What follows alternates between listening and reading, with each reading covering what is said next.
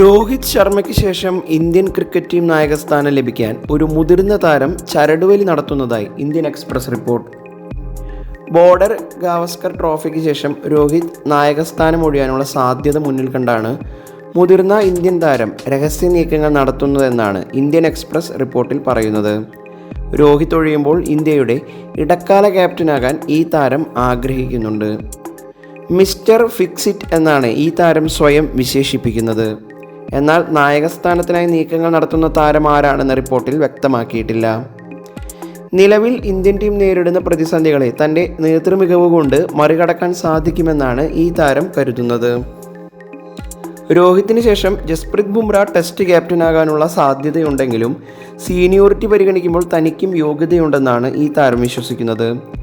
യുവതാരങ്ങളെക്കാൾ ടീമിൻ്റെ ഇപ്പോഴത്തെ പ്രശ്നങ്ങൾ പരിഹരിക്കാൻ തനിക്ക് സാധിക്കുമെന്നും ഈ താരം കരുതുന്നു.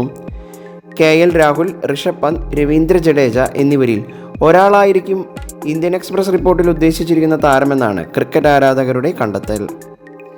അതേസമയം സിഡ്നി ടെസ്റ്റിന് ശേഷം രോഹിത് നായകസ്ഥാനം ഒഴിയാനാണ് സാധ്യത.